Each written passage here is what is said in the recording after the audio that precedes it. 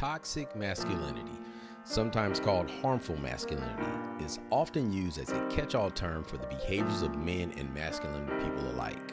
While there is plenty of room for someone to be masculine without being toxic or engaging in that behavior, we'll discuss what toxic masculinity is, what we can do to challenge it, and how to promote positive masculinity.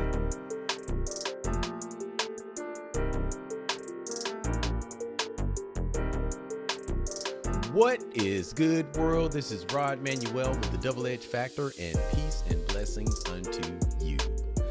Toxic masculinity is a set of expectations about how men should behave that are harmful to both men and society as a whole. These expectations can include things like aggressive behavior, being stoic, or not showing emotion. It can also lead to a number of negative consequences, including violence, mental health problems, and gender inequality. But before we get started, be sure to like, follow, and subscribe. Are you ready? Let's get it. Some of the key features to toxic masculinity include the belief that men should be aggressive and dominant. This can lead to violence against women and other men. The belief that men should not show emotion. This can lead to men bottling up their emotions, which can have negative consequences for their mental health. The belief that men should be breadwinners.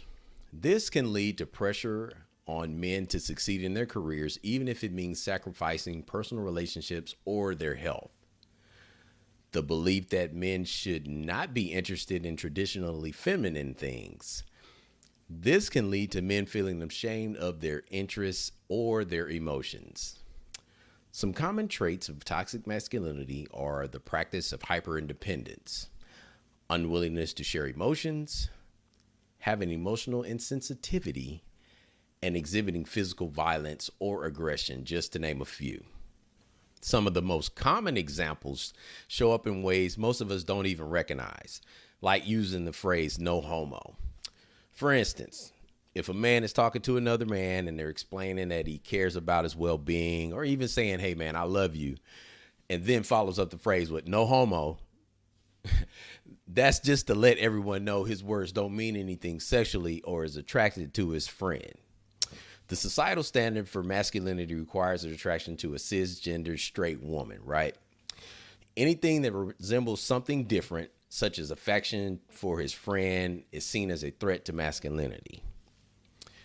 This phrase is quickly used to dismiss that threat through heterosexualism, which is one of the traits that's associated with toxic masculinity. Another phrase would be, I'm a man, I'm just not good at this stuff. This is often connected to more serious issues like emotional regulation. Imagine a man and his woman are arguing. The woman is in her feelings because her man forgot about their date, and she ends up waiting at a restaurant for over an hour. She calls him out on his BS, and he blows it off by saying, my bad, I forgot. Now she isn't feeling that apology because it's really not real. Then he gets pissed off and says, hey, I'm a man, I'm just not good at that stuff. In reality, his lack of effective communication and inability to give his woman a meaningful apology breeds toxic masculinity. So, where does it come from? It's hard to pinpoint where it comes from because the concept of masculinity itself varies from different classes, religions, and cultures. What's more, masculine ideas can vary within the age groups of those classes, religions, and cultures as well. Toxic masculinity can be dated all the way back to the biblical times, if you think about it. The foolishness of Samson's womanizing, the cowardness of Barak, the weakness of King David. And the whole book of Proverbs speaks like a father giving his son wisdom about sexual sin, not cheating on other people, watching out for those that do, and other points of character and integrity, just to name a few things. Within the Black culture in particular, boys are taught not to express their emotions openly. You got to be tough, and you got to always have your game face on. Anything other than that is considered weak or feminine. We're expected to be physically strong, do well in sports, but not do well in educational, emotional, or mental growth. Unfortunately, this belief that physical strength, along with violence, sexual aggression, and emotional detachment, epitomizes manhood for the Black culture. This type of mindset hinders progression, healing, and growth. Toxic masculinity can have a number of negative consequences, including violence. Think about it. Men who subscribe to toxic masculinity are more likely to engage in violence, both against women and men. Also, mental health problems. Men who are unable to express their emotions are more likely to suffer from mental problems such as anxiety or even depression. Gender inequality. Toxic masculinity reinforces traditional gender roles, which can lead to inequality between men and women. Homophobia. It can lead to homophobia where men are not traditionally masculine can be seen as less than or even inferior. This can make it difficult for, say, a gay or a bisexual man to feel safe and accepted. Self-harm. Men who subscribe to toxic masculinity may be more likely to engage in self-harm, such as cutting themselves or substance abuse.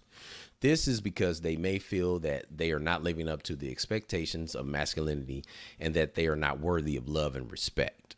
As you can see, toxic masculinity is a serious problem that can have a negative impact on men and society as a whole. It is important to challenge toxic masculinity and promote positive masculinity where men are free to express their emotions and to be themselves. So, what can we do to challenge toxic masculinity? First, talk about it.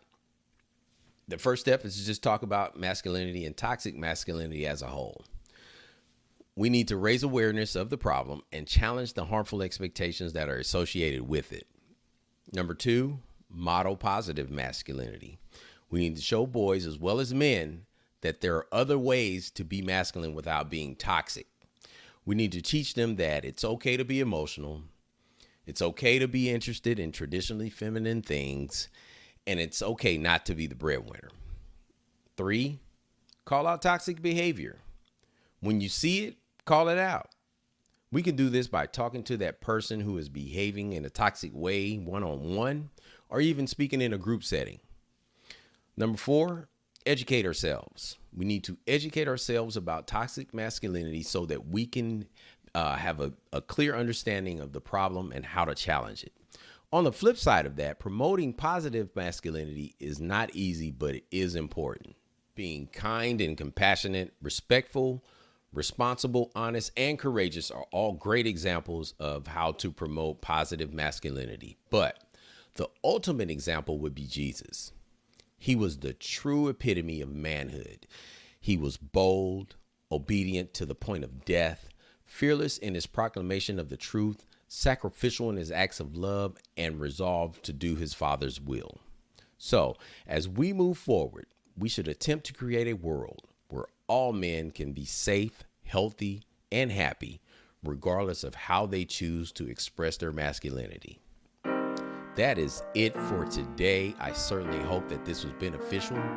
Your comments and feedback are always welcome, so be sure to like, follow, and subscribe. Until next time, this is Rod Manuel with the Double Edge Factor, and I'll leave you with this. Be intentional with your thoughts, be intentional with your words, and be intentional with your actions. And always find a way to be a blessing to someone else today.